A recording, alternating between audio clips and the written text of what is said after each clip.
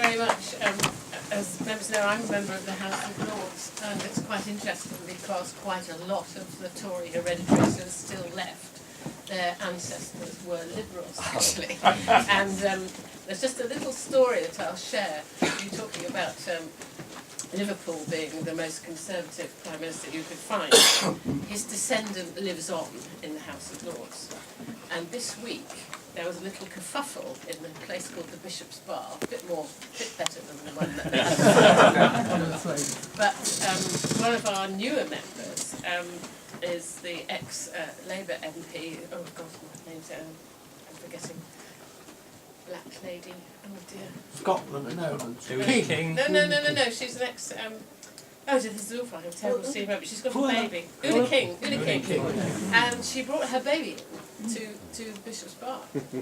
And immediately, this descendant of Liverpool was on the warpath to Black Rod, but this was absolutely outrageous. So conservatism lives on, enjoying in their ancestors. And I was reminded as you were speaking. Now, before we open the floor to questions, we want to finish about 9:25, and comments, of course. I know that Duncan would like to do a little bit of an advert for the wonderful Liberal Democrat History Group. Thank you very much, Diana. I ought to start by apologising for the size of the room.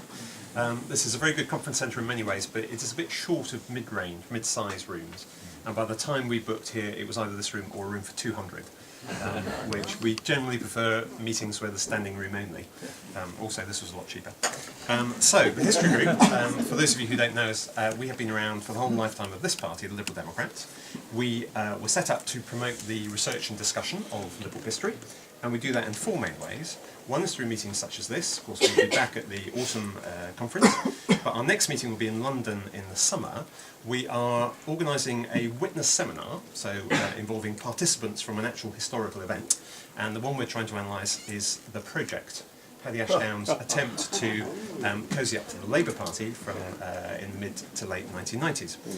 Paddy's agreed to take part in that, and we're looking for some Labour participants as well, collaborating with the Labour History Group. So I think it may be an interesting meeting, and obviously we'll be advertising to our members. Second thing we do is publish, of course, the Journal of Liberal History. This is the latest issue, just out after Christmas. It's a quarterly. The lead article here is on the Lloyd George land taxes. Our previous issue in the autumn, which you'll see on our exhibition stand, was a special issue on the Liberal experience of coalition governments throughout the 19th and 20th century. We thought that might be useful for drawing some lessons for our current experience. So if you haven't seen that, you might like to go and pick it up. Third thing we do is maintain a website, and you can see the address at the bottom of that banner. It's www.liberalhistory.org.uk. And the fourth thing we do is publish a range of booklets and books as reference sources on liberalism. Again, you can see all that at the stand, but I just want to draw your attention to our latest publication, which we launched at the autumn conference. It's a great meeting with Paddy Ashdown and Shelley Williams and Julian Glover. Peace, Reform and Liberation, a history of liberal politics in Britain, 1679 to 2011. Goes up to last summer. So it is the most concise and most up-to-date history of the Liberal Party and the SDP and the Liberal Democrats available. It's been reviewed in every Lib Dem publication and so far in one academic publication, and they've all described it as excellent. So I recommend it to you. And History Group members can buy it from the stand at a 20% discount. It only costs £20 to join the History Group, and you'll get the journal and discounts of our books, and actually quite a range of other books about liberal history, which we negotiate with publishers. So I hope you come and see us on the stand, and hope to see you at future meetings. Duncan, thank you very much, and thank you to you, because this was really your baby, your idea, and you indeed started it up, and you've continued to make sure that it's a really, I think, one of the very good groups that we have within the party. And it's really very relevant at the moment. I mean, in the rally tonight, listening to people talking about, why they came and various people who influenced us, people who have recently died, Lord Houston and Viv Bingham. And I think it's really important for us to remember our historical roots. And the thing that really strikes me listening to the two speakers tonight is how badly informed our friends, the journalists, are about the history of the Liberal Party, and that and the Conservatives, and it would be really helpful if they came and listened to some of this, and they might be able to get things in rather better perspective than they do sometimes. Anyway, floor is open now for questions, comments. Oh, lots of people. Right. Well, now, I'm going to take, as we've got lots, I'll take 2 or 3 at a time. So the gentleman there, and then the lady there, and then I'll take one from over there. Martin's reference to Bismarck. Would you like to say who you are? Oh, Geoffrey from Bradford. Okay. Who can just remember Churchill being Prime Minister. Martin's reference to Bismarck, I think, was illuminating. And for a lifelong liberal like me, raises the question, which could have been an alternative analysis, was Churchill a social democrat? The lady there. Just a little short comment about how surprised I Janet King, just how surprised I always am to see UKIP leaflets. You said our journalists don't know very much about history and about Churchill. Our politicians don't either, because the UKIP love to advertise Churchill as the great man who said, Europe is dreadful, we're Brits and we must stay out of Europe. In fact, Churchill advocated almost a European Union, didn't he? Yeah. David. David Howe from Cambridge. Alan mentioned right at the end Churchill's best ministerial decisions and described them as liberal. Can I mention his worst and ask the panellists which sort of liberalism or conservatism it belongs to? And that, of course, is the return to the gold standard, prompting Keynes to write a sequel to his famous essay, The Economic Consequences of the Peace, an essay called The Economic Consequences of Mr. Churchill, which weren't good.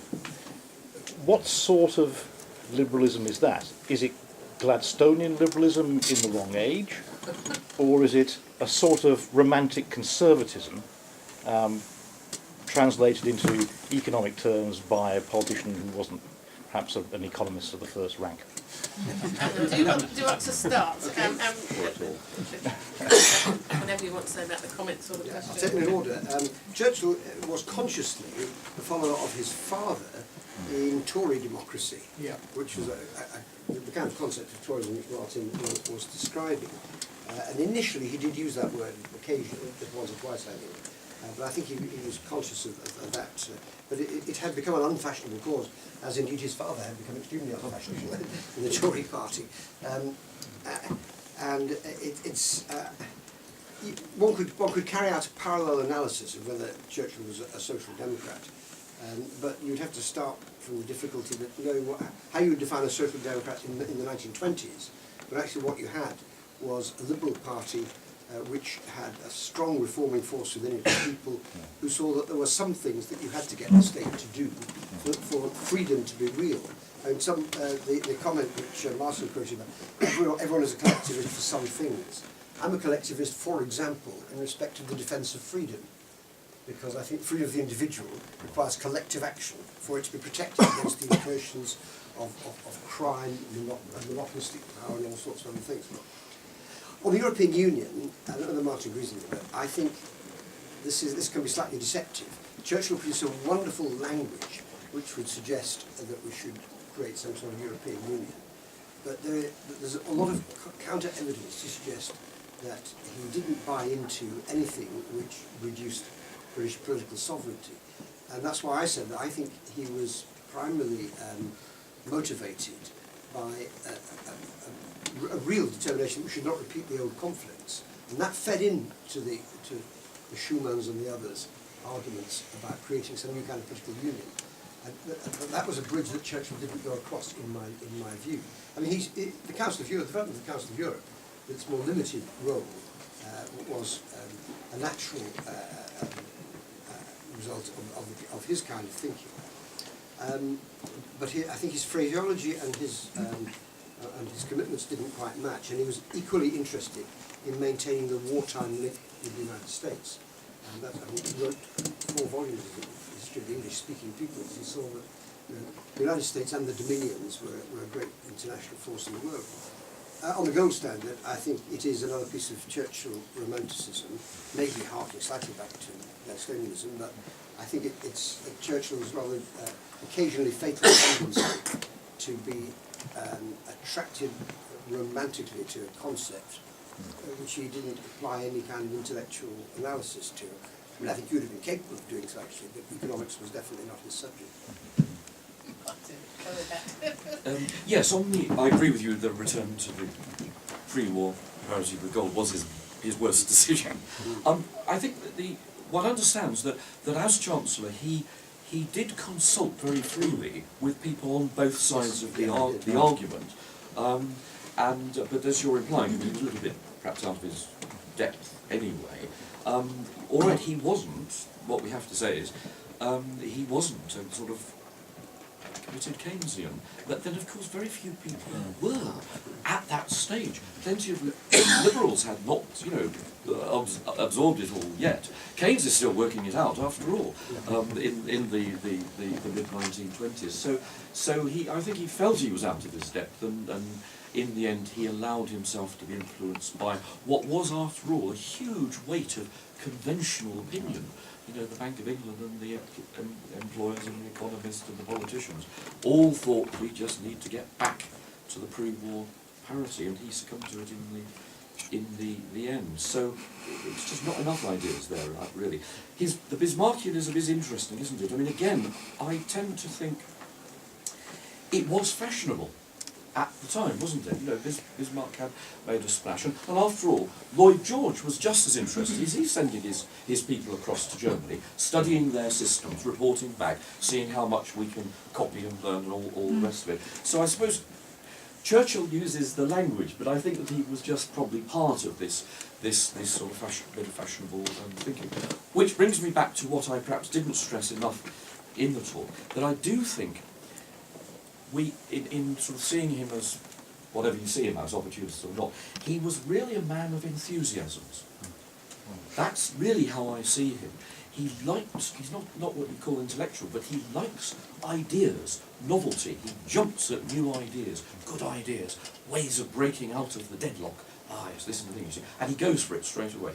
And this, of course, is what irritates more conventional politicians, that he's just too quick to jump for these things. And this went on all through his life, where whatever capacity he's in, whatever party he's in. He was typically, later on, one of those politicians who got ever so keen on air power in the 1920s. This is going to be the answer, you see. So, and again, typically Churchill, he can't just read it up.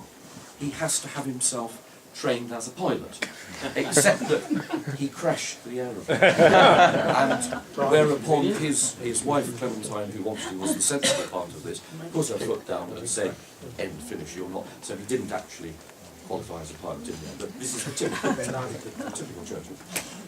Martin, did you want to say anything back? No, that's fine, that's okay. No, I agree. Can I just defer to Mark and say, on reflection, I think I overemphasised the romantic element of the gold standard issue, because I do recall that he consulted widely and was genuinely exercised about which way to turn on. So it's not like India, where he knew what he thought, and he didn't really know what he thought on the gold standard. Oh, gosh, we'll go. Gentleman here, one at the back, one at the side. Can I start? Thank you, ma'am. No, I pointed to the gentleman in the front and then you. Oh, sorry. I'll be quick, don't worry. I wonder if I could... Let's just say who you are. Yes, I'm David Rawn, I live in Birch, I'm Scottish County. A slightly more quizzical view of Churchill. This famous thing about, if he'd have died of a heart attack in 1939, would he have been the big figure that we're talking about now? So I start with a slightly quizzical view. The thing I pick up about Churchill was, yes, he did some great things, he made some great speeches, but he did some pretty awful things as well. And you think about forced feeding of the suffragettes as one example, which he pursued with gusto, unless you know more about it than I do. The other thing, we've had the Indian thing mentioned.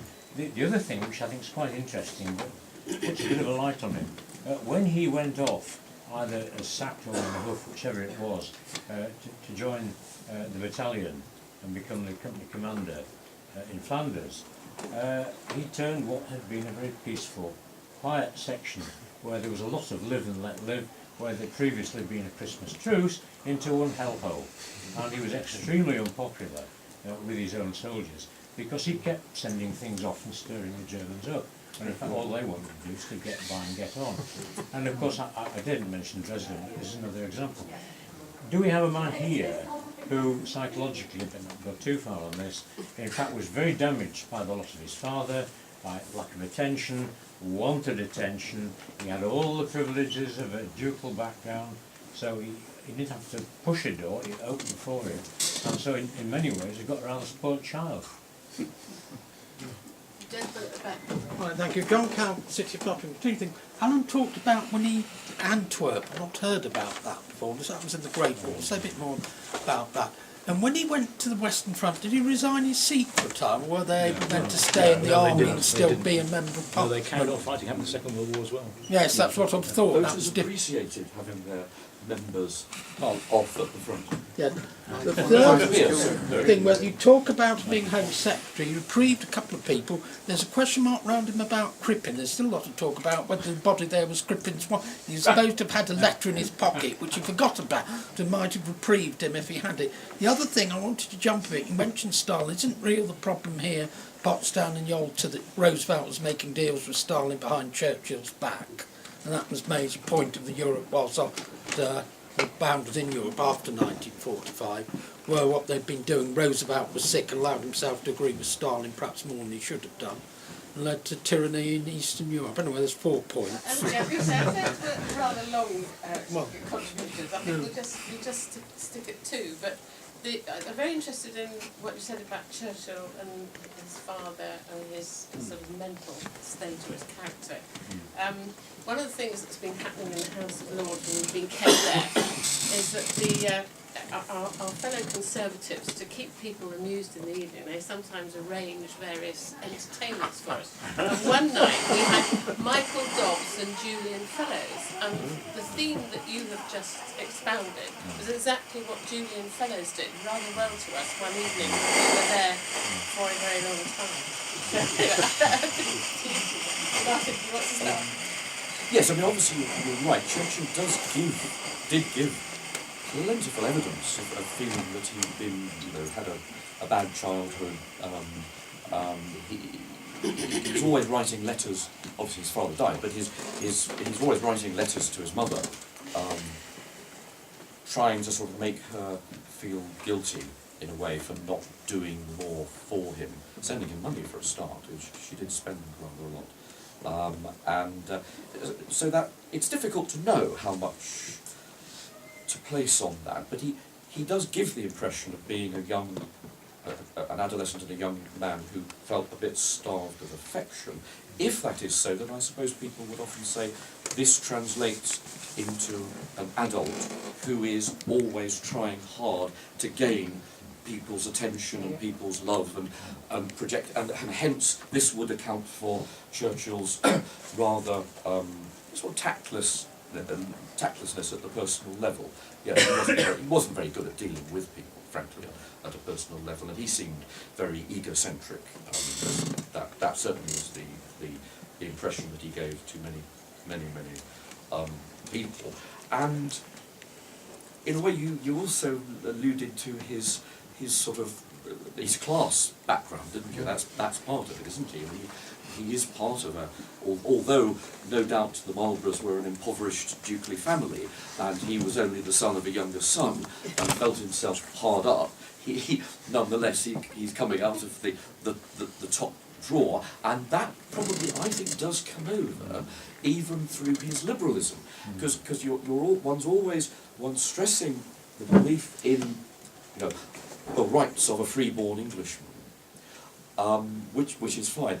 But it does tend to have a sort of slightly assertive upper-class character to it. There's a wonderful, and I'll stop here, there's a wonderful report that I came across, I think in the Daily Mail actually, in the 1920s when Churchill has just become Chancellor of the Exchequer.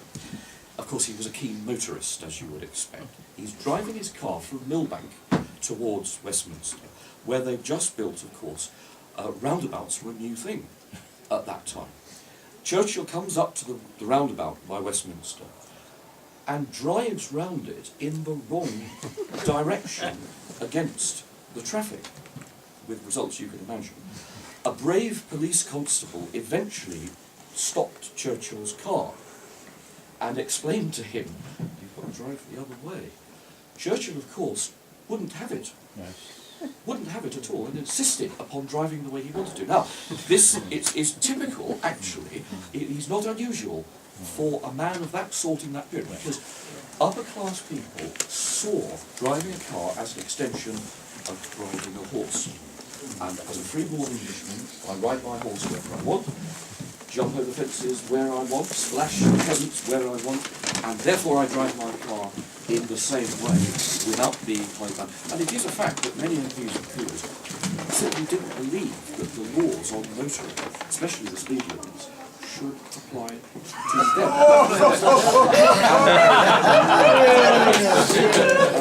And Churchill is squarely in that. It's whatever you call it. Did he own a rusty Rolls Royce? If he died in 1939, Churchill was the subject of the occasional article in the Journal of Liberal Democrat History of not particular prominence about the interesting Liberal minister who defected to the Tories, having done some useful things during his time. That would be it. And I think the psychology issue, when my former head of department, Barrington, wax eloquent on the subject. He had a whole course of lectures on the psychology of politicians. But when you start thinking about it, there are an awful lot of people who have been extremely successful in politics who had something psychologically complicated in their makeup, deriving perhaps from their childhood or early experience. And it's to such an extent that one could almost suggest it was a necessary feature of some of the most successful politicians. You look okay.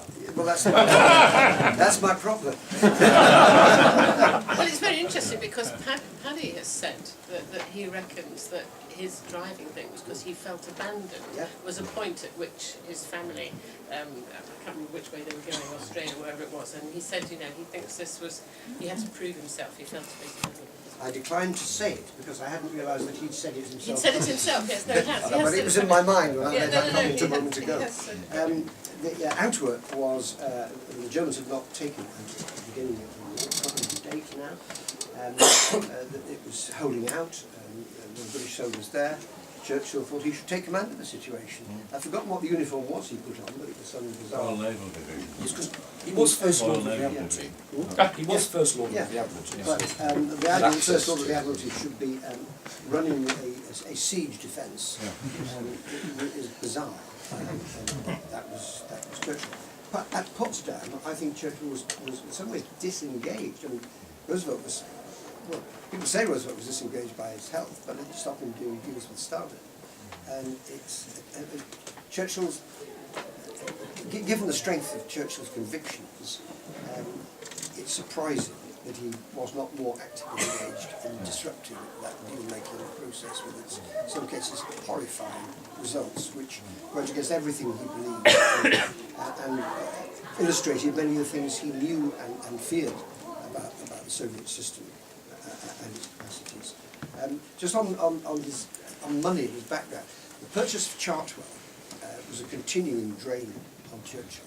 A lot of his writing was motivated by the need to find more money, both to maintain Chartwell and to carry out the various schemes of garden and house improvement, which he felt were necessary for it to be the kind of residence that he ought to have. And it was a rather curious thing. And so, a lot of the journalism, particularly the books he would wanted to write anyway, quite a lot of the journalism was financially motivated. Now, we're supposed to finish at 9:25, but there were two hands over here, so if we have, or three hands, right, we'll just, if you could be brief, that would be helpful. Michael, would you like to start? Michael Steed. First footnote on 1924 re-ratting. He didn't switch, as Martin acknowledged, Liberal Conservative. He was one of 6 constitutionalists elected in 1924. All of them ex-Liberal MPs, and one went back to the Liberals, I believe, with Conservative support. had the Liberals done well and the Conservatives badly, he wouldn't have left the Liberal Party. He was hedge setting. Bigger point, I just challenge, is Churchill really worth having as a hero? He had such an appalling reputation in the 30s, wrong on India, wrong on the gold standard, gung-ho and wrong on the general strike, etc., etc. This man of appallingly bad judgment and a dreadful reputation said Hitler's wrong, so sensible people said Hitler must be a good thing, as did his hero Lloyd George. Maybe Churchill's appalling career in the 20s and 30s helped to disguise from the British people the true evil that Hitler was. Thank you. Actually, sorry, Jeremy Sanders, Coen Valley. Michael sort of touched slightly on what I was going to say, but I mean, specifically what I was going to say was, I mean, isn't there a fundamental problem with Churchill being a Liberal hero in terms of his attitude towards the Empire, and particularly towards India in the 1920s and in the 1930s? So the fact is that in the 1930s, it tends to be not the thing that's thought about Churchill nowadays because he's a bit of a historical dead end. But the fact was, the central thing he was known for was being the leader of the extreme reactionary right, opposed to any form of democratic involvement in the governance of India. Not just not independence, not home rule, but any form whatsoever, even things that were acceptable to the Conservative Party as a whole, and that was really almost what he was known for. And I think there was a real problem as far as that's concerned about regarding him as a Liberal.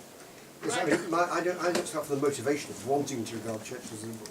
I simply ask the question, and the answer is slightly surprising when I answer it. But again, you might be tempted to say, as a result of what Michael and the second speaker said, that prior to 1939, everything about Churchill was bad. Luckily, he was around in the war and rallied the populace, and there's no taking away from the fact that Churchill really should win the war. Despite the mistakes he made even in the Second World War, and there were significant mistakes, his leadership was of pretty crucial importance to maintain national motivation in the face of very, very severe existential threat. But you can go back, and as Martin very clearly did, and delineate the fact that as Home Secretary, for example, his record is one that Liberals would be proud of. Right, we're going to get out of the room. Martin, the final words are yours, and thank you very much for coming. We've much appreciated it. Thank you. Oh, sorry, I didn't realise you wanted to say. Yes. Yeah, all right, if you like. 1930s. I mean, it's even worse than you say.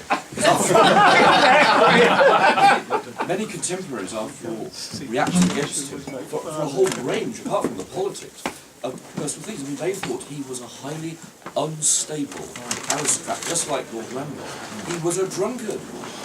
All kinds of things. I mean, there were his public meetings where he has an exchange with people. A woman looks at him and says, "You're drunk." And Churchill says to her, "Yes, madam, I'm drunk and you're ugly." Yes, he wasn't very good at women. No, he wasn't. So it's even worse. Can I thank both of our speakers? Can I thank you all for coming? And can I say, as always, I think this is a fringe reading that is always well worth coming to, and I hope you'll return at a future date.